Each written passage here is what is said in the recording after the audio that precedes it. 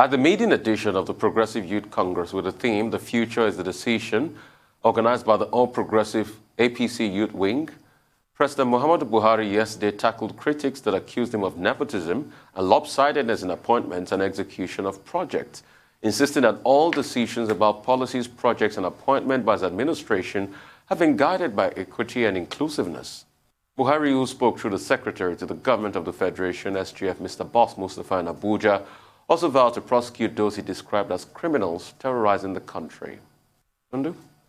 Well, this is not the first time the president has had to deny allegations of nepotism, but that allegation still clings to the president. It just does, and has created the tension, the sort of divisions that we see along ethnic lines and religious lines in this country that a lot of observers have said has never been witnessed in Nigeria before. So I would say the president should go beyond mere denials, because it's also his words that started this. You'll recall back in 2015, he went on I think it was in the US, where he was asked a question about the Niger Delta, inclusiveness, amnesty, what have you. And he said, famously, that you cannot expect me to treat constituencies that gave me 97% the same way as the way I treat those who gave me 5%. And that went down like a lead balloon and has started what we now see. He is denying the allegations, but the facts speak for themselves, especially with the security agencies. Even in other appointments, there's a general perception that you have to be Northern, you have to be Muslim. Otherwise, you're some kind of persona non grata. So I do want the president to go beyond mere denials and actually just address the perception of imbalance, or reality, actually, of imbalance. And also the claims of, well, the other part that you read about the security issues and the assurances, you know, there too, we've heard that before. We're looking to see, you know, bold steps. But I want to commend the organizers of that Youth Progressives Congress. I feel like a lot of concrete proposals were made, and I hope that they all come to fruition. I particularly like the fact that they're proposing that each MDA at federal and state level will have at least one representative under the age of 40, councillorship under the age of 30. It's important. Local government chairmen, as they're called, I prefer chairpersons because we can have women under the age of 40. And what that says to me is advocates for gender equality need to look closely at what the youths are doing. The youths are agitating such that room is being made for them at the table.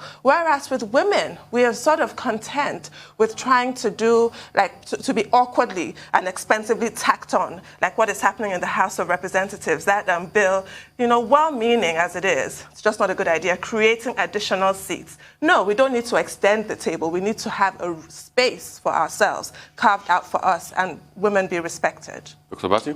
Well, I think that the president has been consistent in saying that those who seek to dismember, disrupt the country, or secede, or cause, security problems will be dealt with. And that has been the consistent, conversation, the consistent message from the presidency in recent times. So at that level, I think, we do not have a problem with that. But many Nigerians will probably have problems with the president saying that all federal appointments that he has made have been guided by the principles of equity and inclusiveness. What someone can just do as some kind of elementary exercise will be to take a look at the major appointments that have been made under President Buhari. And the popular one that people draw attention to is the appointment of security chiefs. You look at the list, most of the critical positions are held by persons from a particular part of the country, from a particular state of the country, and in fact from a particular village of the country. And it's on the basis of that critics, observers, concerned stakeholders have been saying that under President Muhammadu Buhari, there's been a disregard for Section 15, I think it's Section 15, that deals with federal character in the Constitution, a disregard for the federal character principle spelled out in the Constitution of the Federal Republic of Nigeria. So on the basis of the facts, of the evidence, I think that would be a position that the president cannot push too far. Now, he says, of course, that persons who are going to, oppose the state and all of that will be dealt with and be brought to justice. yes, criminals should be brought to justice. Nobody is arguing with that. And in doing that, there should be equity. There should be inclusiveness. Criminals from a certain part of the country should not be served with jollof rice, while helicopters are sent under military operations to go and eliminate people in another part of the country. This is part of the inequity that people talk about under this administration. However, the program that was held, which was a meeting of the youths within the APC, I think is a welcome development. It must be recalled that this is the same president that signed the Not Too Young to Run bill into law. So this president, as part of his legacy, will be remembered as having, gone all the way to encourage young people in terms of reducing the age of eligibility for performance. But beyond all of that, it's not enough to just say young people should participate in politics.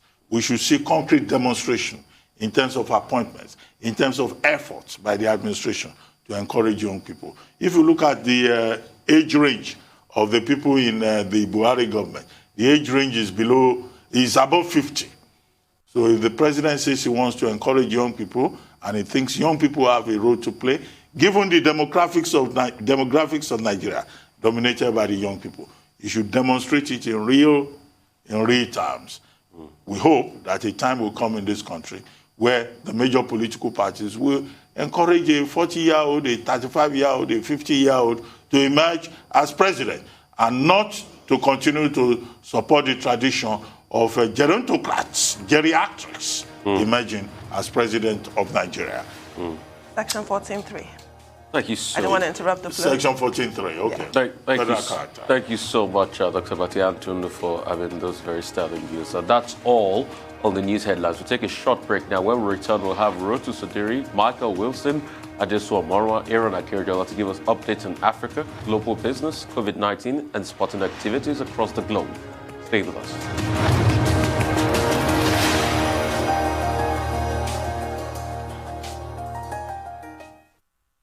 Welcome back to the morning show here on Arise News. Our dependable Rotu Sodiri is here to give us an Africa business update. Over to you, Rotus. Good morning, Tundu. Good morning, Doctor. Good morning, Rufai. Good morning to all our viewers. African Business Update begins, of course, with the World Trade Organization and Dr. Ngozi Okonjo-Iweala, Director General, saying that Africa, along with the EU and other partners, are going to be looking at Nigeria, South Africa, and some other African nations as vaccine hubs. Dr. Okonjo-Iweala has said, she was in a virtual forum yesterday, saying that vaccine concentration in one particular region, that is the West, has not done well for equitable distribution of vaccines across the globe. Africa so far has only vaccinated about 1% of her population. Also, to help in the vaccine fight, the World Trade Organization, the World Health Organization, the IMF, and the World Bank, they've pledged $50 billion in order to assist in the COVID fight. So that's the WTO on one end. So the WHO, and I think everybody else is going to be talking about this for the rest of today. Mr. Ghebreyesus, Director General of the World Health Organization, in a press conference yesterday, announced that South Africa has pretty much already been picked as far as a vaccine hub, technology transfer for a vaccine hub is concerned. So they are working with a consortium of companies in South Africa, biotechnology companies that are supposed to be able to help with this. I remember Rufai in particular in the past that said, what is the production capacity of African countries to be able to produce these vaccines? Because we're still talking about manufacturing. So the same challenges that you would face with power and so on in Nigeria, whatever it is you're manufacturing, whether it's vaccines or shoes or whatever, it will be the same challenges. So I remember Rufai in particular has always questioned the capacity of African nations. So which brings me to Afrigen Biologics. Afrigen Biologics is one of the companies that has been picked, along with another company called BioVac, which are biotechnology companies in South Africa. And these guys they're the real deal. They were founded back in 2014. They do vaccine production, immunotherapy. They repurpose existing vaccines. They improve existing vaccines. They also produce new vaccines. And their development capabilities have allowed them to go from concept to commercialization. This is as a result of about $50 billion that was provided by the South African government back in 2003 in order to be able to develop vaccine production in South Africa. So Cape Town, which is where Afrigen Biologics is located, as well as BioVac. Cape Town is pretty much the biotechnology hub of South Africa, and dare I say it, probably the biotechnology hub of Africa. So out of all the countries, I mean, South Africa is what, 30% of Africa's GDP with only a population of 48 million. This is a country that is the most industrialized nation in Africa, and most likely the best position to be able to produce vaccines. Let's listen to Cyril Ramaphosa, President of South Africa, who has been pushing and calling for the end of vaccine nationalization. South are still struggling for access to vaccines. And the vaccines that are made in their billions in the countries in the north, we do not have access to them. And other countries in the north have a huge surplus. And we've been saying, vaccine nationalism must come to an end, because this pandemic we are facing together, all of us around the world, and it is just not equitable and not fair that some people in certain countries, and because they come from rich countries, their lives are worth much more than the lives of those in poorer countries.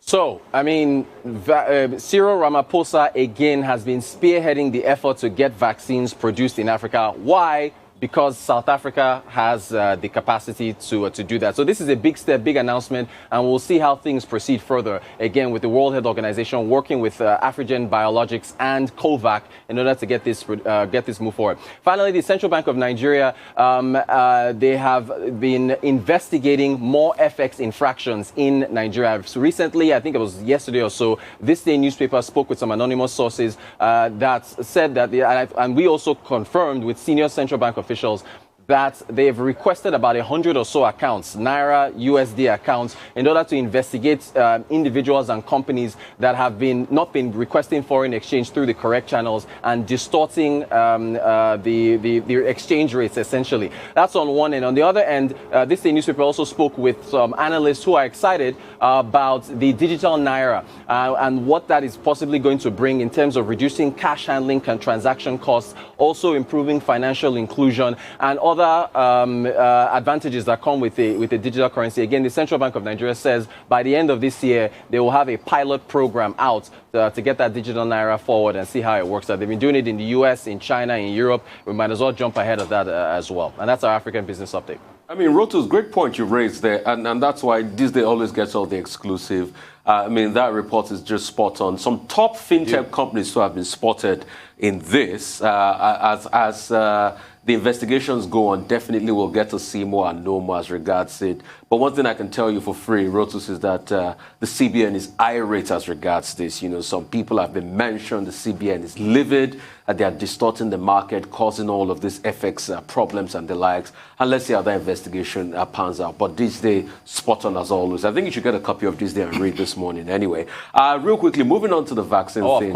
Of course. Oh, yeah. I mean, moving on to the vaccine thing, it has to be said, we just need to build capacity. And you know what shocks me the most is the fact that African countries are not putting money into, you know, vaccine production, immunology, and things like that when we really need it. Because you see, even if they start producing vaccine in full capacity, it's not only COVID vaccine we need in Africa. There are so many vaccines we still import. Take, for instance, there's a malaria vaccine now that is doing quite well. The last one they had was over 50% efficacy. We still have endemic malaria in Africa, and we need vaccines for that. So this center in South Africa and Institut Pasteur in Senegal, too, are some other good centers too. And there's also a funding. I keep mentioning this, MasterCard Foundation.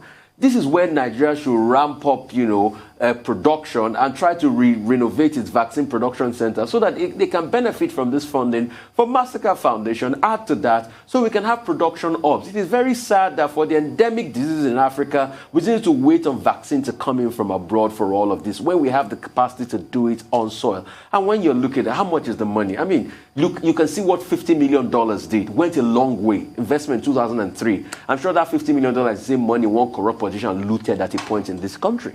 Well, the big challenge that Africa faces is not just capacity in terms of technology.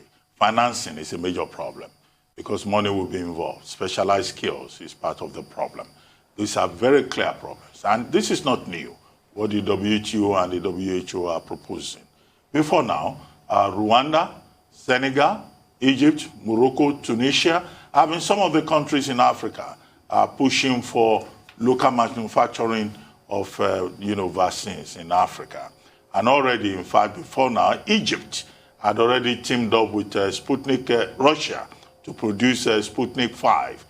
Morocco and Algeria and Tunisia also have certain partnerships.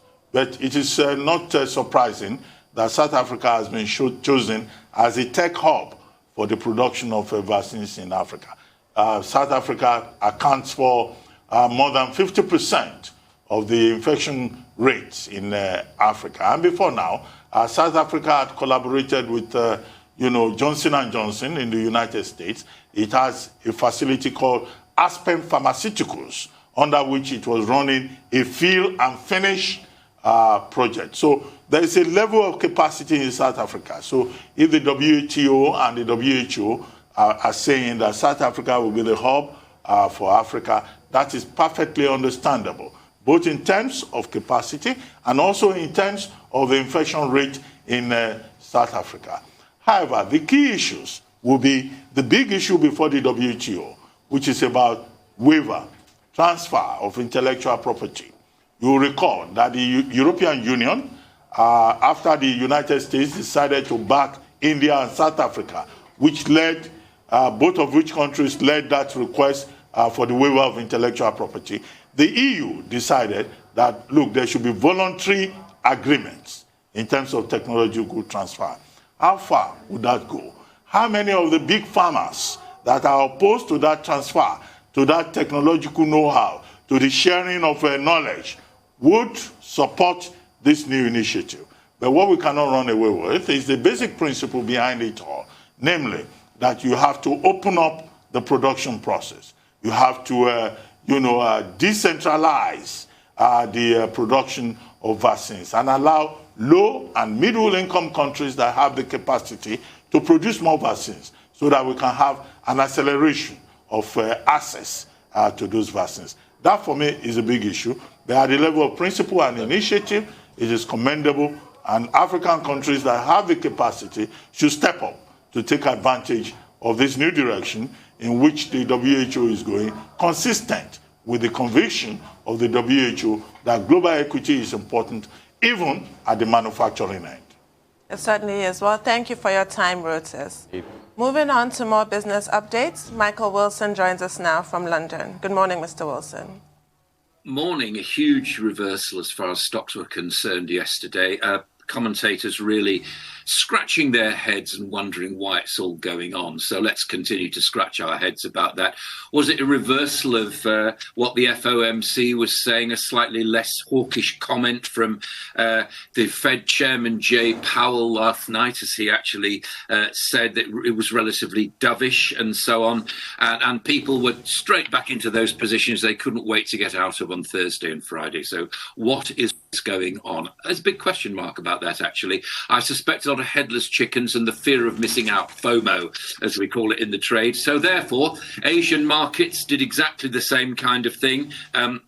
Having slumped yesterday, a lot of panic yesterday, and Nikkei 225 up over 3% today, Australia up 2%, and South Korean Kospi, and China too. Now, as far as China's concerned, let's continue with this commodity story, trying to push commodity prices lower. Well, good luck with that. They're making a lot of noises about trying to make sure that commodity prices don't leap up, because the country is very, very dependent upon it, particularly on iron ore and so on. An eye on China's clampdowns has kept Hong Kong relatively flat, and Singapore down, quite honestly, and Jakarta down by 1%, Taipei down 0.5%. So a very mixed picture, but a lot of catching up to go.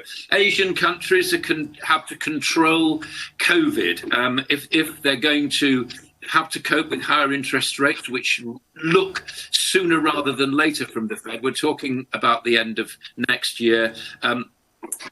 Moody's is saying that they need to actually get their COVID policies actually in order. China's been hitting Bitcoin again, fresh from bashing domestic Bitcoin miners on Friday. It's ordered its financial institutions like Alipay to what it describes as investigate and identify crypto-related bank accounts. Bitcoin fell down to 31,300 yesterday. Failure of the 30,000 level, markets are saying, could go down to 20,000. I mention this only to be at your peril as far as cryptocurrencies are concerned. So as far as the US is concerned, then big recap, big climb yesterday. Dow Jones up 586 points. Again, you wonder why all this has happened. Commodity prices that were hit hard are back again. Cruise liners, Occidental Petroleum, Devon Energy, Norwegian Cruise Line, Boeing, JP Morgan, Bank of America, all the big ones. Money straight back into those as people did not want to move out of them. We'll see where it goes today. European Union, the economies of the European Union are edging back to pre-pandemic levels. What the governments are doing is they're seeing what they imagine to be the virus actually receding very, very slightly, and consumers are flocking to bars, restaurants, they're booking holidays. They're also travelling to work again on public transport. And this is actually quite important. There's something called the Google mobility data, which is measuring this. It's unofficial, not an official figure, but it's actually quite symptomatic of what's going on. In other words, European Union governments are actually opening up. Meanwhile, Germany begins an antitrust scrutiny of Apple. The UK, back to the UK then, starting those Asia-Pacific Free Trade Pact talks. Some of the biggest economies of the present and future. You talk Australia, Canada, Japan, Brunei, Chile, Malaysia, Mexico, Peru, Singapore, Vietnam. They're founder members of that. That's actually, the UK applied to join the bloc in January. Now the discussions are actually getting underway. The food fight at the huge supermarket Morrison's, fourth largest in the country, is continuing. The share price up 28% after a US private equity company made an offer for it yesterday. What's going on here? Well, it may be, the fight's just started, number one. And secondly, it's a feeling that although they've navigated the pandemic quite successfully, the balance sheet's quite healthy, pensions are in surplus and so on, but they could be making more. And so a lot of people are circling this. UK Bank of England meets this week. We're going to get Federal Open Market Committee equivalent, the MPC, Monetary Policy Committee meeting. And worrying, people are worrying now. Have they missed the trick here? Should they be talking about rising interest rates? Are they happy to fend off inflation and say it's only transitory, or should they be actually worried about this? Government borrowing as well, another indication of the economy bouncing back hugely. Income tax is up 15% as a result of the rapid jump back. So I think inflationary pressures are growing in this country, but we'll wait to see what the Bank of England says on Thursday. Oil remains relatively unstoppable. We're talking about $73 a barrel, 74 for Brent, WTI $73. Again, the election of the hardline president in Iran is in many people's minds making the possibility of a nuclear agreement less likely. Thus, no easing on Iran sanctions. Thus, no flooding of their oil onto the market. And gold finally rallying on a weaker US dollar as it always does. But where is gold going? I don't know. 1783, the last I saw. It's still actually dependent on the dollar because people have to spend dollars to buy gold. Well, Michael, two quick things. One, the CPTPP, the talks will start today with International Trade Secretary Liz Truss of the UK, saying that this, in our view, is the biggest post-Brexit opportunity for the United Kingdom. Apart from showcasing post-Brexit ambitions, how big is that opening of trade talks with the 11 countries in the CPTPP for the UK, considering the fact that the US alone is more of a major partner, twice all the 11 countries in the Asia-Pacific trade deal combined together. Is it just showing off that we can survive out of the European Union? And then secondly, China. China seems to be far behind the Central Bank of Nigeria. When the Central Bank of Nigeria took the decision to instruct the banks and other financial institutions to look away from cryptocurrency, China had not yet reached the point. But China now, which is responsible for about 65% of the cryptocurrency market, is now pulling the leads, saying banks and financial institutions should not mine cryptocurrency or support cryptocurrency. How much of a damage is that likely to do in the long run to the cryptocurrency market? Right, it'll do a lot of damage to the cryptocurrency market, but not government crypto coins. In other words, central banks that are looking to issue their own digital currencies, and I think that's what we're talking about as far as Nigeria is concerned. That seems to be perfectly sensible because it allows central banks to look at where money is being spent and to target money specifically when it needs to do so, rather than existing on the nudging and winking process that tends to happen with central banks. They're not quite sure what money supply is. They're not quite sure what inflation is. They're not quite sure what effect their interest rates are having. If you have a gov coin, if you have a central bank coin, then I think that's probably quite good news. It's slightly more rolling out of the state, which a lot of people don't approve of, but in some economies it actually works. As far as China is concerned, who knows? I think what's going on in China, and I'm only guessing here because we don't know what goes on in China. We get occasional indications here and there. I think they're worried that cryptocurrencies are going to eclipse what they're doing with their own currency, the yuan. You know, we've talked in the past about them issuing a digital yuan. I don't really know what their monetary policy is. It's a difficult balancing act between capitalism and communism. I just don't know. As far as trade talks are concerned, you're absolutely right. In volume terms, the US is the big one. But remember that what Britain is concentrating on is growth economies. Now, it may be that the US is growing, and it may be that they will pass their infrastructure plans. But if you're looking at countries which are growing over the next 20 years, then this lot, whom we are trying to get into a trade agreement with, are growing faster than the United States. And if you're looking at where the power's going to be, it's probably worth taking a bet towards developing countries. Why not? They've got strong entrepreneurial brains, as they have in Africa. Why won't they develop faster than the United States, which may find itself with a second democratic term after 2024? And that won't be about capitalism. That'll be about the advance of the state. Okay, Michael.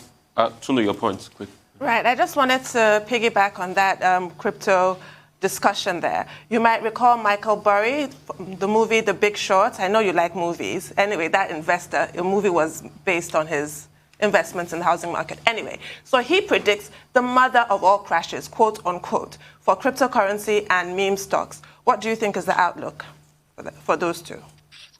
The mother of all crashes. Yes. A crash. Yes. Yeah, I think mother of all makes really good headlines. I don't know. I suspect that what's going to happen is that cryptocurrencies, you see, they're so unregulated and they're very, very dangerous indeed. You can make a lot of money and you can lose a lot of money. If you have a look at one of our newspapers over the weekend, The Telegraph, which you probably can get at online, one of their correspondents tried to become a Bitcoin millionaire over 6 months. And it's quite educative to read what actually happened. He was out at lunch with somebody and he saw, like a teenager, looking at his phone, seeing his fortune go over about half an hour. That's what you're after. So I don't know about mother of all collapses. I think it may well collapse. I think mother of all volatility is perhaps closer to the truth. I wouldn't like to predict people's personal fortunes about whether they're going to go up or down.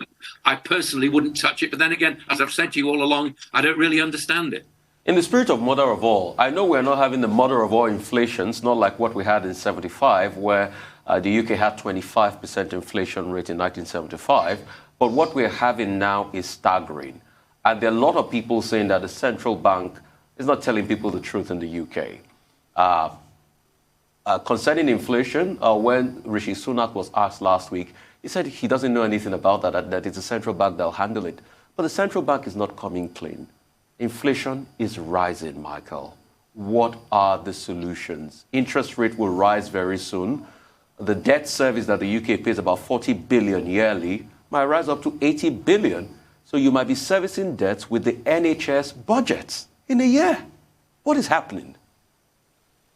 I don't think that the central bank is not telling the truth. I think it's worse than that. I just don't think they know. I don't think that it's impossible to put a slide rule over what's going on. I quoted you those incredible figures that have come in about public borrowing, about income tax rising 15% in a month. That's extraordinary. Yeah. If you look at inflation predictions, which I told you about in February, 0.4%, now suddenly in May, inflation annual prediction 2.1%.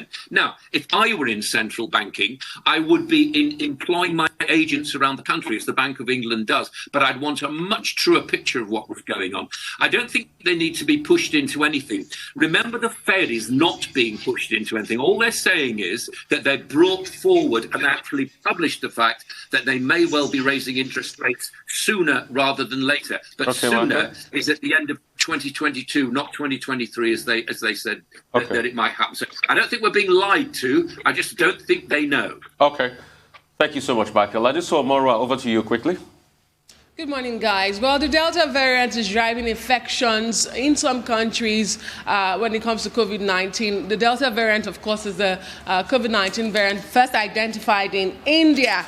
This is coming as some countries are relaxing measures and doing away with mask policies. Vaccine distribution and inoculation remain uneven, but these are the latest figures globally on your screen. According to the Johns Hopkins University, over 178 million people have been infected, at least 3.8 million people have unfortunately died, and over 2.6 billion doses of the vaccines have been administered globally.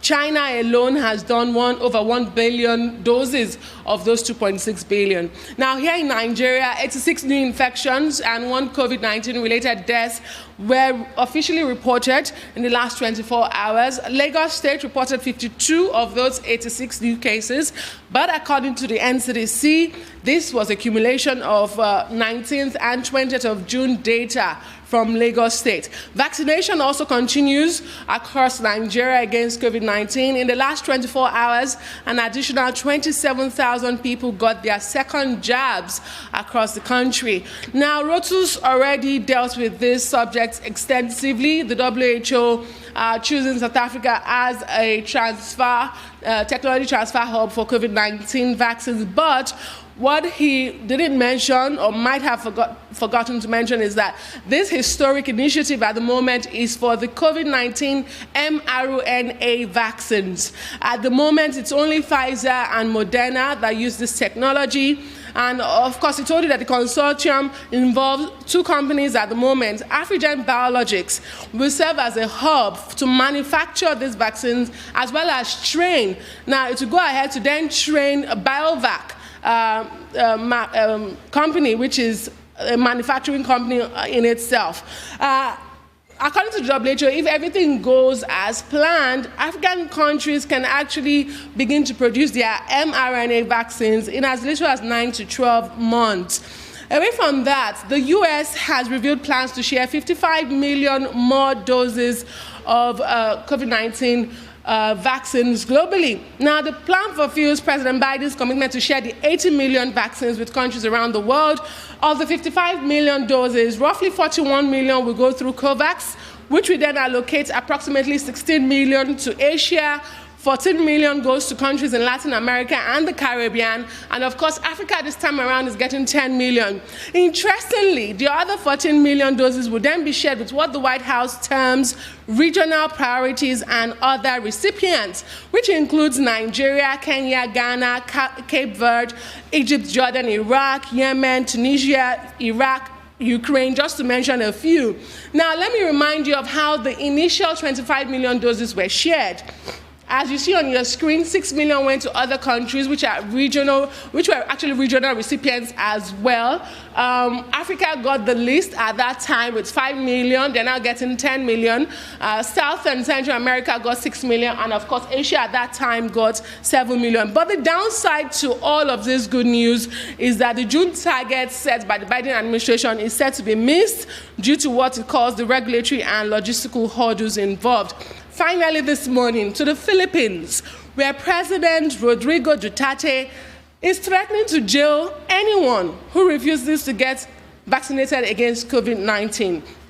According to him, you choose vaccine or I will have you jailed, he said in a televised address yesterday to the nation. Now, his remarks contradict those of his health officials who have been urging people to get vaccines, saying that they are voluntary. The president says he is just exasperated by citizens as the country struggles with its vaccination campaign, which has only fully vaccinated 2.1 million people out of the 70 million targeted by the end of this year. The Philippines has had 1.3 million cases and 23,000 deaths.